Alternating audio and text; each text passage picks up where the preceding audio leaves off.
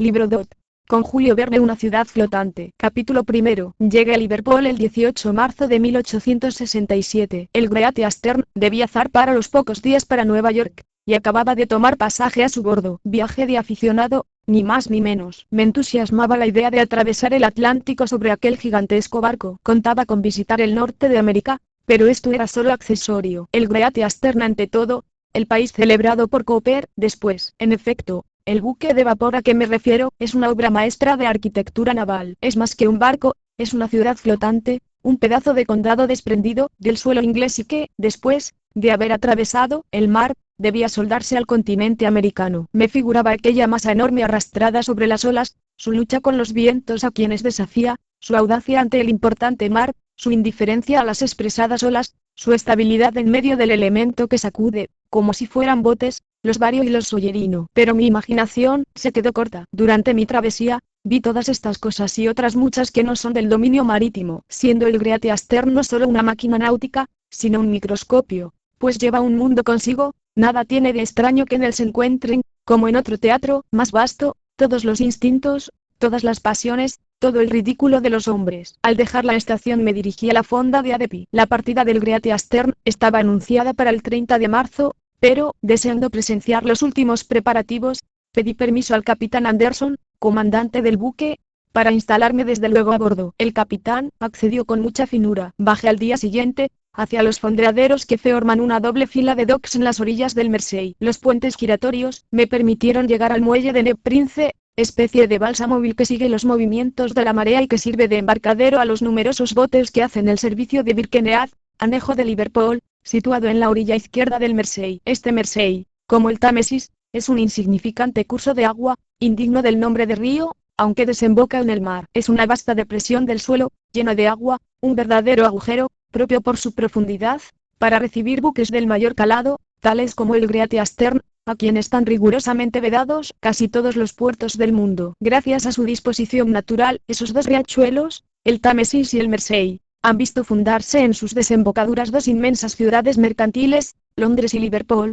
Por idénticas causas, existe Glasgow sobre el riachuelo Clyde. En la cala de Neb Prince se estaba calentando un tender, pequeño barco de vapor dedicado al servicio del Great Eastern. Me instalé sobre su cubierta, ya llena de trabajadores que se dirigían a bordo del gigantesco buque. Cuando estaban dando las 7 de la mañana en la Torre Victoria, largó el tender sus amarras, y siguió a gran velocidad la ola ascendente del Mersey. Apenas había desatracado, reparé en un joven que quedaba en la cala. Su estatura era elevada y su fisonomía aristocrática era la que distingue al oficial inglés. Me pareció reconocer en él a uno de mis amigos, capitán del ejército de la India, a quien no había visto hacía muchos años. Pero sin duda me engañaba, pues el capitán Mazelvin no podía haber regresado de Bombay sin que yo lo supiera. Además, Mazelvin era un muchacho alegre, un compañero divertido, y el personaje que estaba ante mis ojos parecía triste y como abrumado por un dolor secreto. La rapidez con que se alejaba el tender hizo que muy pronto se desvaneciera la impresión producida en mi mente por aquella semejanza. El Great Eastern se hallaba anclado a unas 3 millas más arriba, a la altura de las primeras casas de Liverpool. Desde el muelle de Neb Prince era imposible verlo. No lo distinguí hasta que llegamos al primer recodo del río. Su imponente mole parecía un islote medio dibujado entre la bruma. Se nos presentaba de proa, pero el tender lo rodeó y pronto pude ver toda su longitud. Me pareció lo que era, enorme. 3 o 4 carboneros, arrimados a él, vertían en su interior, por las aberturas practicadas sobre la línea de flotación, su cargamento de carbón de piedra. Junto al Great Eastern aquellas fragatas parecían lanchas. Sus chimeneas no llegaban a la primera línea de portas de luz practicadas en su casco. Sus masteleros de juanete no pasaban de sus bordas. El gigante hubiera podido colgarlas de sus pescantes, como botes de vapor. Entretanto, el tender se acercaba y pasó bajo el estrabe derecho del Great Eastern, cuyas cadenas se estiraban violentamente por el empuje de las olas, y atracó a su banda de babor, al pie de la ancha escalera que serpenteaba por sus costados. La cubierta del tender apenas alcanzaba la línea de flotación del coloso, línea que debía llegar al agua cuando la carga fuera completa, pero que aún se hallaba 2 metros por encima de las olas. Mientras los trabajadores desembarcaban presurosos y trepaban por los tramos de la escalera del buque, yo, con el cuerpo echado hacia atrás y la cabeza aún más echada atrás que el cuerpo, como un viajero veraniego que mira un edificio elevado, contemplaba las ruedas del Great Eastern. Vistas de lado, parecían flacas, escuálidas, aunque la longitud de sus palas fuera de 4 metros, pero de frente presentaba un aspecto monumental. Su elegante armadura, la disposición de su sólido cubo, punto de apoyo de todo el sistema, sus puntales cruzados, destinados a mantener la separación de la triple llanta, aquella aureola de rayos encarnados, aquel mecanismo medio perdido en la sombra de los anchos tambores que coronaban el aparato, todo aquel conjunto, impresionaba el ánimo, y evocaba la idea de alguna potencia huraña y misteriosa. Con qué energía, aquellas palas de madera, tan vigorosamente encajadas, debían azotar las aguas que en aquellos momentos, el flujo rompía contra ellas. Qué hervor el de las líquidas ondas, cuando aquel poderoso artificio, las sacudiera, golpe tras golpe. Qué de truenos en la caverna de aquellos tambores, cuando el Great Eastern marchaba a todo vapor, al impulso de aquellas ruedas de 53 pies de diámetro y 160 de circunferencia, de 90 toneladas de peso y moviéndose con la velocidad de 11 vueltas por minuto. Los pasajeros del tender habían desembarcado. Puse el pie en los calados escalones de hierro, y algunos instantes después, me hallaba a bordo del Great Eastern. Capítulo 2. La cubierta aún no era más que un inmenso astillero entregado a un ejército de trabajadores. No podía convencerme de que aquello fuera un buque. Muchos miles de hombres, jornaleros, marineros de la tripulación, maquinistas, oficiales, curiosos, se cruzaban, se codeaban sin incomodarse, unos por el puente, otros por las máquinas, unos agrupados, otros dispersos, por la jarcia, entre la arboladura, todos formando un revoltijo imposible de describir aquí. Garruchas volantes, elevaban enormes piezas de fundición, allá, cabrias de vapor, izaban pesadas vigas, sobre la cámara de las máquinas se balanceaba un cilindro de hierro, verdadero tronco de metal, hacia la proa, las vergas trepaban, gimiendo, a lo largo de los masteleros, hacia la popa, se alzaba una andamiada que ocultaba, sin duda, un edificio en construcción. Se edificaba, se encajaba, se cepillaba, se pintaba, se clavaba, en incomparable desorden. Mi equipaje estaba ya trasbordado. El capitán Anderson no se hallaba aún a bordo, pero uno de sus subordinados me instaló, con mis fardos, en un camarote de popa. Amigo, le dije, aunque la salida del Great Eastern está anunciada para mañana, es imposible que en 24 horas estén concluidos estos preparativos. ¿Cuándo os parece que podremos salir de Liverpool? Acerca de este punto, el personaje a quien me dirigía no estaba más enterado que yo. Me dejó solo. Entonces resolví visitar todos los rincones de aquel inmenso hormiguero, y empecé mi paseo, como un viajero curioso en una ciudad desconocida. Un fango negro, ese lodo británico, que se pega al empedrado de las ciudades inglesas, cubría la cubierta. Asquerosos arroyuelos serpenteaban por todos lados. Parecía que me hallaba en uno de los peores puntos del Upper Thames Street de Londres. Adelante, rozando los camarotes, que se prolongaban hacia la popa. Entre estos y las bordas, a ambos lados del buque, se delineaban dos anchas calles, o por mejor decir, dos arrabales, ocupados por una multitud compacta. Así llegué al centro mismo del buque, entre los dos tambores,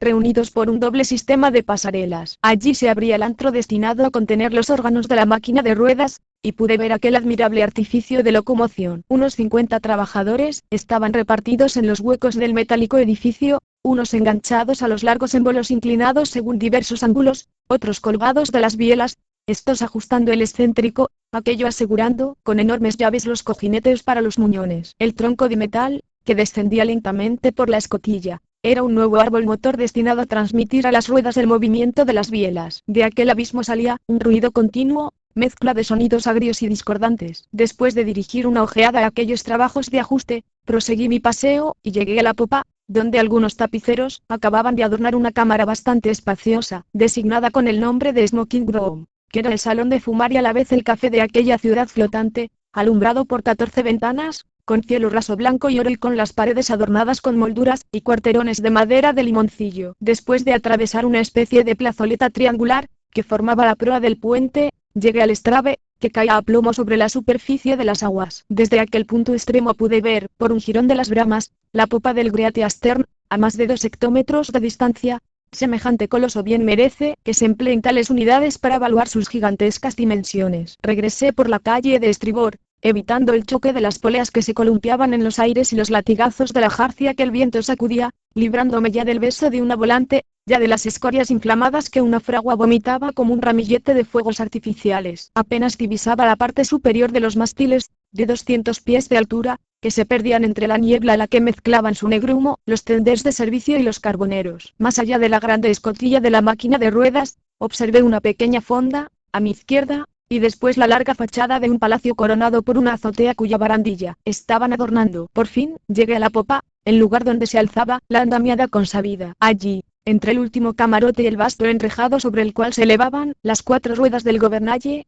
unos maquinistas acababan de instalar una máquina de vapor, compuesta de 2 cilindros horizontales y de un complicado sistema de piñones, palancas y ruedas de escape. No comprendí al pronto su destino, pero me pareció que en aquella parte, como en las demás, los preparativos estaban muy lejos de tocar a su término. ¿Por qué tanto retraso? ¿Por qué tanta compostura en un buque relativamente nuevo? Diremos sobre esto algunas palabras, después de unas 20 travesías entre Inglaterra y América, una de las cuales fue señalada por accidentes muy graves, la explotación del Great Eastern quedó momentáneamente abandonada. Aquel inmenso barco, dispuesto para el transporte de viajeros, no parecía servir para nada. La desconfiada casta de los pasajeros de ultramar lo despreciaba. Después del fracaso de las primeras tentativas para establecer el cable sobre su meseta telegráfica, mal éxito, debido en gran parte a la insuficiencia de los buques que lo transportaban, los ingenieros se acordaron del Great Eastern. Solo él podía almacenar a su bordo aquellos 3.400 kilómetros de alambre, que pesaban 4.500 toneladas. Solo él podía,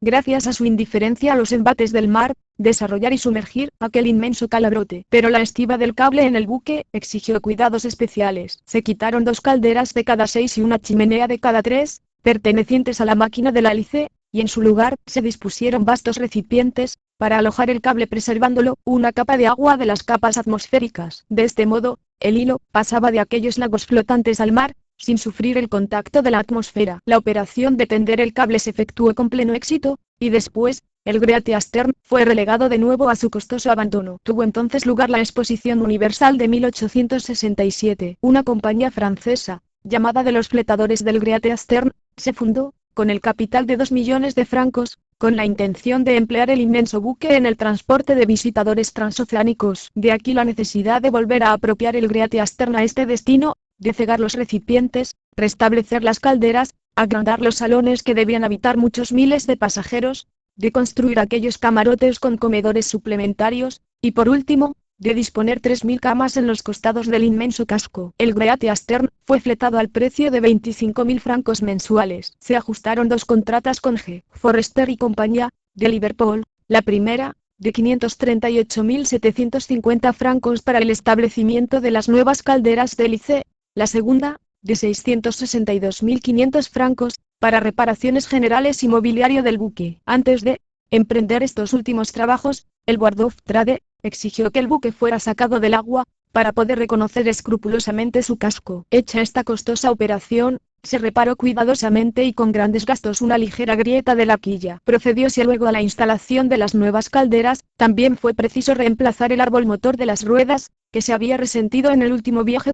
Aquel árbol, acodado en su parte central, para recibir la biela de las bombas, fue sustituido por un árbol provisto de 2 excéntricos, lo cual aseguraba la solidez de tan importante pieza, que sufre todo el esfuerzo. Por primera vez, el gobernalle iba a ser movido por el vapor. A esta delicada maniobra estaba destinada la máquina en que hemos visto trabajar a los operarios mecánicos, en la popa. El piloto, colocado sobre la pasarela del centro, entre los aparatos de señales de las ruedas y de la hélice, tenía bajo los ojos un cuadrante provisto de una aguja móvil que le indicaba a cada instante la posición de su barra. Para modificarla, le bastaba imprimir un leve movimiento a una ruedecilla de 1 pie de diámetro, colocada verticalmente, al alcance de su mano. Las válvulas se abrían acto continuo, el vapor de las calderas se precipitaba por largos tubos o conductos a los 2 cilindros de la pequeña máquina, los émbolos se movían con rapidez, las transmisiones funcionaban, y el gobernalle obedecía instantáneamente a esta irresistible combinación de fuerzas. Esto debía suceder, según la teoría,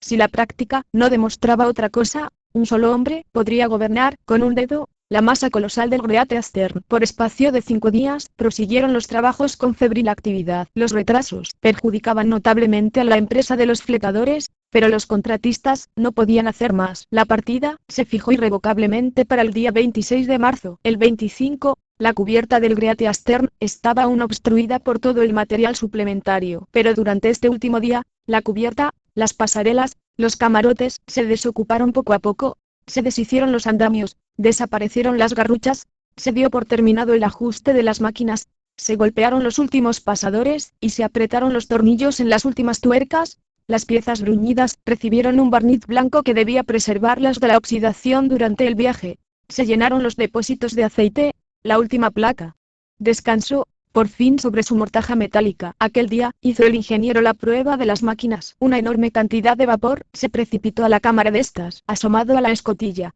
envuelto en aquellas cálidas emanaciones, no me era posible ver nada, pero oía cómo los largos émbolos gemían al recorrer sus cajas de estopas y cómo oscilaban con ruido los gruesos cilindros sobre sus sólidos apoyos. Un fuerte hervor se producía bajo los tambores, mientras las palas golpeaban lentamente las aguas turbias del Mersey. Hacia la popa, la hélice azotaba las olas con su cuádruple rama. Las dos máquinas, independientes entre sí, estaban prontas a funcionar. A eso de las 5, atracó una lancha de vapor, destinada al Great Eastern. Su locomóvil fue desprendida e izada luego al puente, por medio de cabrestantes. Pero no fue posible embarcar la lancha, pues su casco de acero pesaba tanto que los apoyos de las palancas cedieron bajo la carga, efecto que no se hubiera producido, sin duda, si se hubieran empleado balancines. Fue, pues, preciso abandonar aquella lancha, pero aún le quedaba al Great Eastern un rosario de 16 embarcaciones colgadas de sus pescantes. Por la tarde todo estaba ya concluido, o poco menos. Las calles, limpias, no ofrecían ya señal de barro.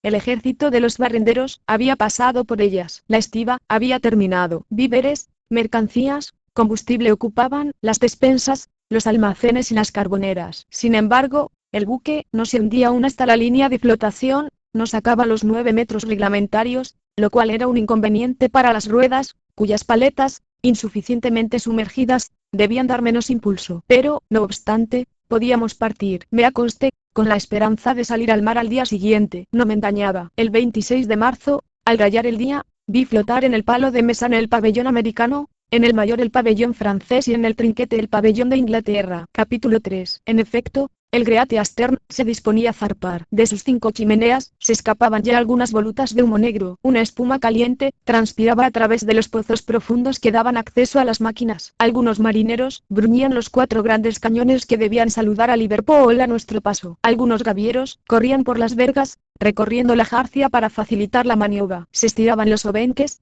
encapillándolos debidamente y haciéndolos bajar a las mesas de guarnición. A eso de las 11, los tapiceros clavaban los últimos clavos y los pintores daban la última mano de barniz. Después, todos se embarcaron en el tender que los aguardaba. Así que la presión fue suficiente, se envió el vapor a los cilindros de la máquina motriz del gobernalle y los maquinistas reconocieron que el ingenioso aparato funcionaba regularmente. El tiempo era bastante bueno. El sol se dejaba ver con claridad y solo momentáneamente lo cubría alguna nube. En alta mar debía soplar bien el viento, lo cual importaba bastante poco al Great Eastern. Todos los oficiales se hallaban a bordo, repartidos por todo el buque, para preparar el aparejo. El Estado Mayor se componía de un capitán, un segundo, 2 segundos oficiales, 5 tenientes, uno de ellos francés, Mr. H, y un voluntario, francés también. El capitán Anderson goza de gran reputación en la marina mercante inglesa. A él se debe la colocación del cable transatlántico. Verdad es que si triunfó donde fracasaron sus antecesores, fue porque trabajó en condiciones mucho más favorables, teniendo el Great Eastern a su disposición. Lo cierto es que su triunfo le valió el título de Sir, otorgado por la reina. Encontré en él un comandante muy amable. Era un hombre de unos 40 años. Sus cabellos tenían ese color rubio que se conserva a pesar de la edad. Su estatura era elevada, su cara ancha y risueña y de tranquila expresión, su aspecto era verdaderamente inglés, su paso lento y uniforme, su voz dulce, sus ojos pestañeaban con frecuencia, sus manos nunca iban metidas en los bolsillos y siempre ostentaban estirados guantes, vestía con elegancia, pero con esta seña particular. La punta de su pañuelo blanco salía siempre del bolsillo de su levita azul con triple galón de oro. El segundo del buque ofrecía un contraste singular con el capitán Anderson. Es fácil de retratar, es un hombrecillo vivaracho, muy moreno, con ojos algo inyectados, con barba negra que le llega a los ojos, piernas arqueadas que desafían todas las sorpresas del balance. Marino activo, vigilante, muy instruido en los pormenores, daba sus órdenes con voz breve, órdenes que repetía el contramaestre con ese ronquido de león constipado peculiar a la marina inglesa. El segundo se llamaba W, y era, según tengo entendido, un oficial de la armada, empleado, con permiso especial, a bordo del Great Eastern. Su modo de andar era de lobo de mar, y debía de ser de la escuela de aquel almirante francés, valiente a toda prueba, que en el momento del combate, gritaba siempre a su gente: «Ánimo, muchachos, no tropecéis. Ya sabéis que tengo la costumbre de hacerme ascender». Las máquinas corrían a cargo de un ingeniero jefe, auxiliado por 10 oficiales mecánicos. A sus órdenes maniobraba un batallón de 250 maquinistas, fogoneros o engrasadores, que no salían de las profundidades del barco. 10 calderas, con 10 fogones cada una, es decir, 100 fuegos que vigilar, tenían al batallón ocupado noche y día. La tripulación propiamente dicha, contramaestre, gavieros, timoneles y grumetes, era de unos 100 hombres. Además, había 200 mozos destinados al servicio de los pasajeros. Cada cual estaba en su puesto. El práctico que debía sacar, el Great Eastern de la barra de Mersey, estaba a bordo desde el día anterior. Viernes también a un piloto francés, de la isla de Molene, cerca de Ouessant, que debía hacer con nosotros la travesía de Liverpool a Nueva York, y al regreso hacer entrar el Great Eastern en la rada de Brest. Empiezo a creer que saldremos hoy, dije al teniente H. No esperamos más que a los viajeros, respondió mi compatriota. Son muchos, cerca de 1300. Era la población de un pueblo grande. A las 11:30 fue señalado el tender, colmado de pasajeros, que rebosaban de las cámaras, que se apiñaban en las pasarelas, que se apretaban sobre las montañas de fardos que había sobre la cubierta. Algunos iban tendidos sobre los tambores. Eran, como supe muy pronto, californianos, canadienses, yanquis, peruanos, americanos del sur, ingleses, alemanes y 2 o 3 mil franceses. Entre ellos se distinguían el célebre Kirusfield, de Nueva York, el honorable John Rose, del Canadá, el honorable McAlpine, de Nueva York, Mr. Alfredo Cohen, de San Francisco, Mr. Whitney, de Montreal, el capitán Mack y su esposa. Entre los franceses se hallaban el fundador de la Sociedad de los Fletadores del Great Eastern, Mr. Jules D., representante de la Telegraph Construction and Maintenance Company, que había contribuido a poner en práctica el proyecto. Con 20.000 libras, el tender atracó al pie de la escalera de estribor, y dio principio a la interminable ascensión de equipajes y pasajeros, pero sin prisa, sin gritos, como si todos fueran personas que entraran tranquilamente en su casa. Si hubieran sido franceses, hubieran creído su deber subir como al asalto, a guisa de verdaderos zuavos. El primer cuidado de cada pasajero, al poner el pie en el Great Eastern,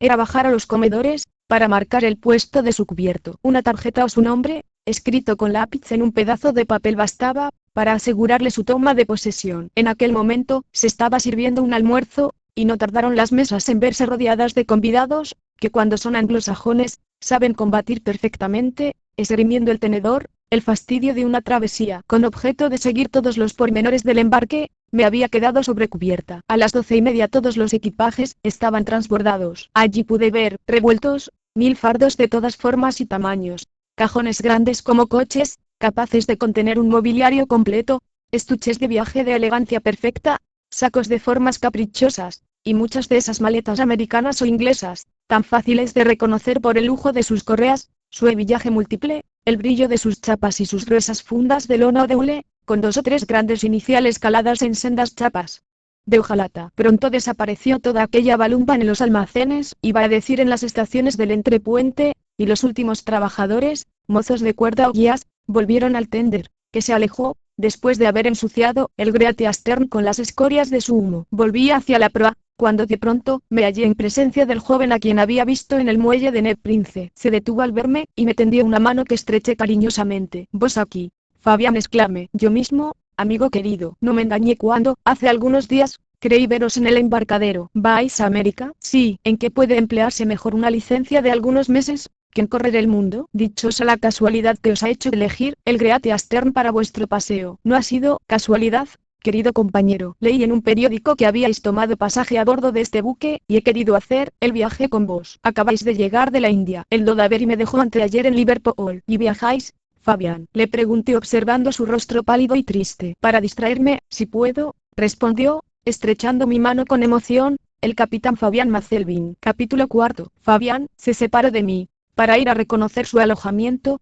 en el camarote 73 de la serie del Gran Salón, cuyo número estaba marcado en su billete. En aquel momento, gruesos borbotones de humo revoloteaban en torno de las anchas bocas de las chimeneas del buque. Oíase estremecer el casco de las calderas hasta en las profundidades de la nave. Huía el estridente vapor por los tubos de escape, volviendo a caer sobre cubierta, en forma de menuda lluvia. Estrepitosos remolinos revelaban que se estaban ensayando las máquinas. La presión decía al ingeniero que podíamos partir. Fue preciso ante todo levar el ancla. La marea subía aún y el Great Eastern, movido por su empuje, le presentaba la proa. Todo estaba dispuesto para bajar el río. El capitán Anderson había tenido que aprovechar aquel momento para aparejar, pues la eslora del Great Eastern no le permitía evolucionar en el Mersey. No arrastrado por la bajamar, sino al contrario, resistiendo la rápida marea, Era más dueño de su barco y estaba más seguro de poder maniobrar hábilmente por entre las numerosas embarcaciones que surcaban el río. El más leve contacto con aquel gigante hubiera sido desastroso. Levar el ancla en tales condiciones exigía esfuerzos considerables. En efecto, el buque, a impulso de la corriente, estiraba las cadenas que lo amarraban. Además, un fuerte viento del sudoeste, hallando en su masa un obstáculo, unía su acción a la del flujo. Para arrancar las pesadas anclas del fondo de cieno, se necesitaban poderosos aparatos. Un anchorboat, buque especial, destinado a esta operación, se enganchó a sus cadenas, pero no bastando sus cabrestantes, hubo que recurrir a los aparatos mecánicos que tenía a su disposición el Great Eastern. En la proa, para izar las anclas, estaba dispuesta una máquina de la fuerza de 70 caballos. Se obtenía una fuerza considerable, que podía actuar inmediatamente sobre el cabrestante a que se enganchaban las cadenas, sin más que hacer pasar a los cilindros el vapor de las calderas, pero la inmensa fuerza de la máquina fue insuficiente, y hubo que acudir en su socorro. 50 marinos, obedeciendo una orden del capitán Anderson, colocaron las palancas, y empezaron a virar el cabrestante. El buque empezó a avanzar sobre sus anclas, pero con mucha lentitud. Los eslabones rechinaban penosamente en los escobones. Me parece que algunas vueltas de rueda, que hubieran permitido embragar más fácilmente, hubieran aliviado mucho las cadenas. Hallábame entonces en la toldilla de proa con algunos pasajeros, que contemplaban, como yo, los progresos de la operación. A mi lado, un viajero, impaciente, sin duda, por la lentitud de la maniobra, se encogía de hombros a cada instante, burlándose de la imponente máquina. Era un hombrecillo flaco, nervioso, de viveza ratonil, cuyos ojos apenas se distinguían bajo los pliegues de sus párpados. Un fisonomista hubiera comprendido, a la primera ojeada, que la vida se presentaba de color de rosa a aquel filósofo, discípulo de Demócrito, que no daba punto de reposo a sus músculos cigomáticos, necesarios para la acción de la risa. Por lo demás, como luego tuve ocasión de ver, era un buen compañero de viaje. Hasta ahora, me dijo, había yo creído que las máquinas servían para ayudar a los hombres, y no para que éstos las ayudaran. Iba a responder a observación tan sensata, cuando se oyeron gritos. Mi vecino y yo corrimos a la proa, donde pudimos ver que habían sido derribados todos los trabajadores de las palancas, unos se levantaban, otros no podían levantarse. Un piñón de la máquina había saltado, y la poderosa acción de las cadenas había hecho girar con espantosa fuerza el cabrestante. Los marineros habían sido heridos, con terrible violencia, en el pecho o en la frente. El irresistible molinete descrito por las sueltas barras había herido a 12 marineros, y muerto a 4. Entre los heridos se hallaba el contramaestre, que era un escocés llamado Dundee. Todos acudimos. Los heridos fueron llevados a la enfermería, y se mandó desembarcar los cadáveres. La vida de las gentes pobres es tan poca cosa para los anglosajones, que apenas causó impresión a bordo tan triste suceso. Aquellos desgraciados, muertos o heridos, no eran más que dientes de una rueda, fáciles de reponer. El tender, dócil a una seña que se le hizo, volvió a atracar a nuestro costado. Me dirigí a la escalera que no se había quitado aún. Los cadáveres, envueltos en mantas, fueron colocados sobre cubierta, en el tender. Uno de los médicos de la dotación del Great Eastern fue a acompañarlos a Liverpool, con orden de regresar cuanto antes a bordo. Alejóse el tender, y los marineros lavaron las manchas de sangre que ensuciaban el puente. Detalle curioso: un viajero levemente herido por una astilla se marchó en el tender, aprovechando la ocasión. Ya estaba saturado del Great Eastern. Yo miraba el tender, que a todo vapor se alejaba, cuando oí a mi irónico compañero, que murmuraba detrás de mí: buen principio de viaje. No puede ser peor, repliqué. Tengo el honor de hablar al doctor de Pitferge. Capítulo 5. La operación había empezado de nuevo. El anchorboat permitió aliviar las cadenas, y las anclas dejaron al fin el tercer lecho. La 1:15 daban en los relojes de Birkenhead. Para aprovechar la marea, era indispensable que el Great Eastern no retardara más su salida. Subieron a la pasadera el capitán y el piloto. Colocóse un teniente junto al aparato de señales de las ruedas y otro junto al de la hélice.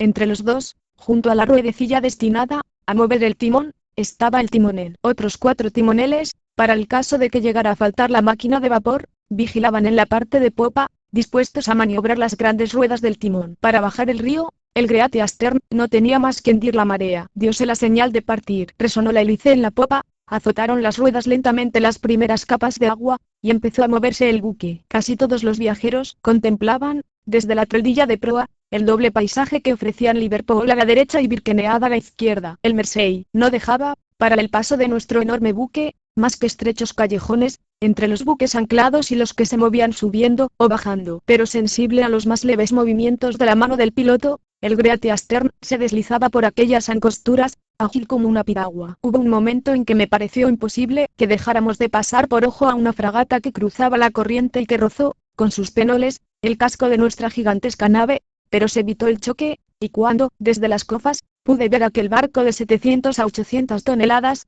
me pareció uno de esos barquitos con que los niños juegan en los estanques de Green Park.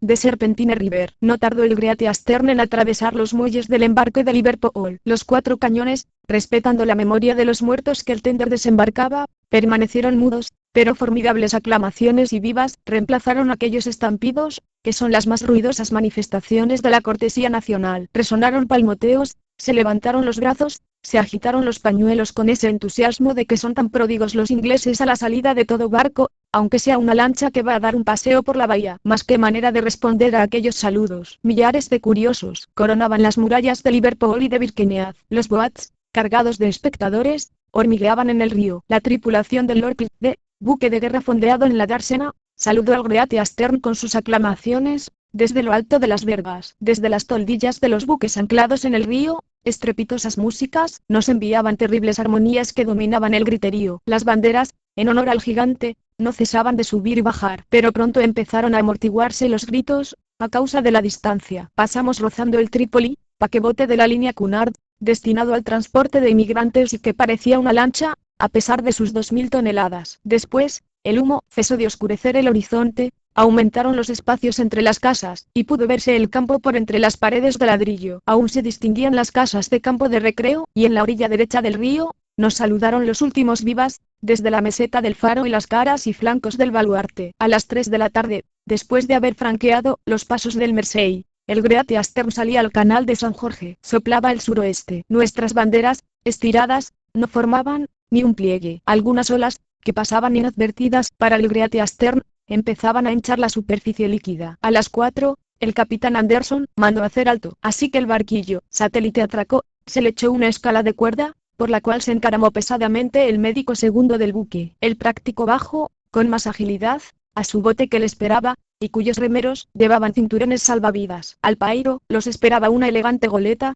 a la cual abordaron muy pronto. Rompióse de nuevo la marcha, acelerándose a la del Great Eastern a impulso de sus ruedas y su hélice. El buque no arfaba, a pesar del viento que soplaba de proa. Pronto cubrieron las sombras el mar, perdiéndose en la noche la costa del condado de Gales, señalada por la punta de Olgead. Capítulo 6. Al otro día, 27 de marzo, el Great Eastern seguía, por estribor, la accidentada costa irlandesa. Mi habitación era un camarote de primera de proa, muy bonito, iluminado por 2 anchas partes de luz. Estaba separado del salón de proa por otra fila de camarotes, de manera que no podían llegar a él las estrepitosas melodías de los pianos, que no escaseaban, ni de las conversaciones. Era una choza aislada, a lo último de un arrabal. Sus muebles eran una litera, un tocador y un escaño. A las 7 de la mañana, después de atravesar las 2 primeras salas, llegué a la cubierta, por la cual vagaban ya los viajeros. Un balanceo apenas perceptible movía el buque. El viento era bastante fresco, pero la mar, desenfilada por la costa, no podía ser gruesa. Me tranquilizaba por completo la indiferencia del Great Eastern, que me parecía de buen agüero. Desde la toldilla del café vi la extensa costa, elegantemente perfilada, que debe el nombre de Costa de Esmeraldas a su verdura perpetua. Algunas casitas desparramadas, un puesto de aduaneros, un blanco penacho de humo procedente de alguna locomotora que atravesaba un valle entre 2 colinas, algún telégrafo óptico aislado, haciendo muecas a los buques que veía mar adentro, la animaban. El mar que nos separaba de la costa tenía un color verde sucio, como si fuese una tabla manchada irregularmente de sulfato de cobre. El viento seguía refrescando, algunas nieblas revoloteaban, como masas de polvo, bricks y goletas numerosas trataban de alejarse de la costa.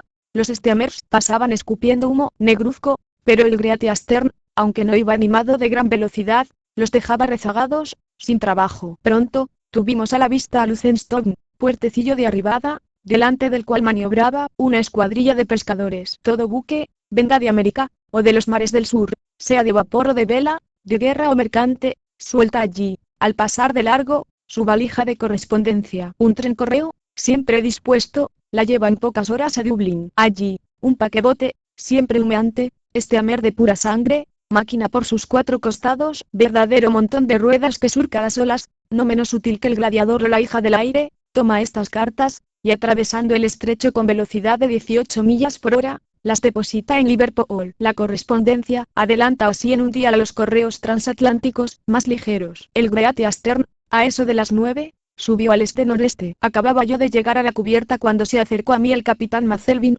acompañado de un amigo suyo, de 6 pies de estatura y de barba rubia y largos mostachos que perdidos en pobladas patillas, según la moda, dejaban la barba al descubierto. El tipo de aquel buen mozo era el del oficial inglés, llevaba la cabeza alta pero sin violencia, su mirada era serena, y su paso, suelto y distinguido, presentaba todos los síntomas de ese valor tan raro que puede llamarse valor sin furia. Respecto a su profesión, no me había engañado. Os presento a mi amigo Arquibaldo Corsican, capitán, como yo, en el 22 de línea, del ejército de la India. Corsican y yo nos saludamos. Apenas nos vimos ayer, querido Fabián, dije a Mazelvin, cuya mano estreché en la confusión de la salida. Todo lo que sé es que no debo a la casualidad la dicha de hallarnos juntos a bordo. Confieso que si en algo he influido en vuestra determinación, sin duda, querido compañero, me contestó el capitán Corsican y yo, al llegar a Liverpool, íbamos a tomar pasaje en el China, de la línea de Cunard. La noticia del viaje que iba a emprender el Great Eastern nos hizo reflexionar acerca de si sería conveniente modificar nuestro plan primitivo, aprovechando ocasión tan favorable. Pero la noticia de que estabais a bordo acabó de decidirme, pues para mí es un placer vuestra compañía. No nos habíamos vuelto a ver desde aquel delicioso viaje que hicimos hace 3 años, al territorio escandinavo, y por eso el tender nos trajo ayer. Querido Fabián, le respondí, creo que, ni vos, ni vuestro amigo os arrepentiréis. La travesía del Atlántico en este enorme barco, ha de ser interesante para vosotros, por poco marinos que seáis. La última carta que hace 6 meses, fechasteis en Bombay, me hacía creer que estabais en el regimiento. Estábamos con él hace 3 meses, pasando aquella vida de los oficiales del ejército de la India, medio labriega, medio militar, en la cual se organizan más cacerías que columnas de operaciones. Os presento, en el capitán Arquibaldo, el terror de los juncales, el gran matador de tigres. Pero aunque muchachos y sin familia, hemos querido dar un poco de reposo a aquellas fieras de la península y venir a respirar algunos átomos de aire europeo. Hemos obtenido 1 año de licencia, y por el Mar Rojo, Suez y Francia, hemos llegado a nuestra antigua Inglaterra, con la velocidad de un tren expreso. Nuestra vieja Inglaterra, repuso sonriendo Corsican. Ya no estamos en ella, pues el buque que nos lleva, aunque sea inglés, está fletado por franceses, y nos conduce a América. Sobre nuestras cabezas ondean 3 pabellones que indican que pisamos un suelo franco-angloamericano. ¿Qué importa?, respondió Fabián, cuya frente se arrugó momentáneamente, cual bajo una dolorosa impresión. Lo esencial es que corra nuestra licencia. El movimiento es la vida. Olvidemos lo pasado, y matemos lo presente renovando los objetos que nos rodean. Dentro de algunos días abrazaré, en Nueva York, a mi hermana y a mis sobrinos, a quienes no he visto desde hace muchos años. Después visitaremos los grandes lagos, bajaremos el Mississippi hasta llegar a Nueva Orleans, daremos una batida en el Marañón, y después, de un salto, pasaremos a África, donde los leones y los tigres se han dado cita en el Cabo, para festejar al capitán Arquibaldo. Hecho esto, volveremos a imponer la voluntad de la metrópoli a los cipayos. Fabián hablaba con volubilidad nerviosa, mientras su pecho se henchía de suspiros. Indudablemente, alguna desgracia que no me habían dejado adivinar, sus cartas amargaba su vida. Arquibaldo Corsican debía conocer aquel secreto,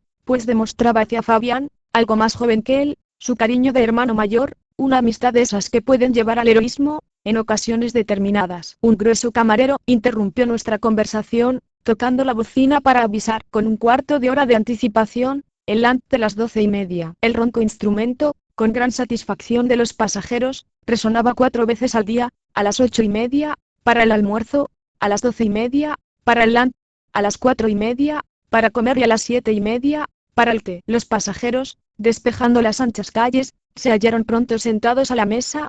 Yo me coloqué entre Fabián y el capitán Arquibaldo. En los comedores, había 4 filas de mesas. Los vasos y botellas, colocados en platillos de doble suspensión, conservaban su posición vertical, a pesar de los vaivenes. El buque no sentía las olas. Hombres, mujeres y niños podían comer y beber sin peligro. Gran número de atentos camareros hacía correr en torno de las mesas exquisitos platos, y suministraba a cada pasajero, con arreglo a la lista que formaba, vinos y dulces que se pagaban aparte. Distinguíanse los californianos por su afición al champaña. Una lavandera, enriquecida en los lavaderos de San Francisco, bebía, en compañía de su marido, aduanero retirado, Cliquot, a $3 botella. Algunas mises escuálidas y descoloridas engullían tajadas de vaca chorreando sangre. Largas labyes, con defensas de marfil, vaciaban en las hueveras los huevos pasados por agua. Otras saboreaban apio del desierto, con marcada satisfacción. Todos trabajaban con fervor. Aquello era una fonda en pleno París, no en pleno océano. Tomado el land, se poblaron otra vez las toldillas. Los conocidos se saludaban al paso, como los paseantes de Hyde Park. Los niños saltaban,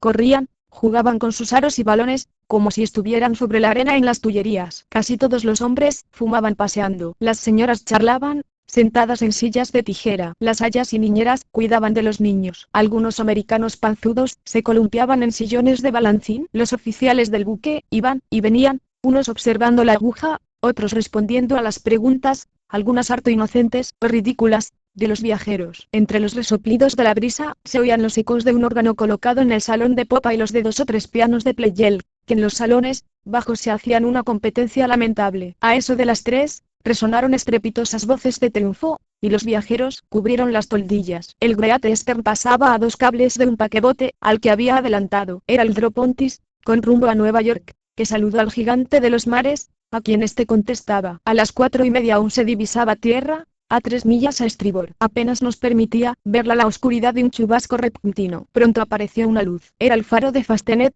colocado en un picacho aislado. No tardó en cerrar la noche, durante la cual debíamos doblar el cabo Clear, última punta adelantada de la costa de Irlanda.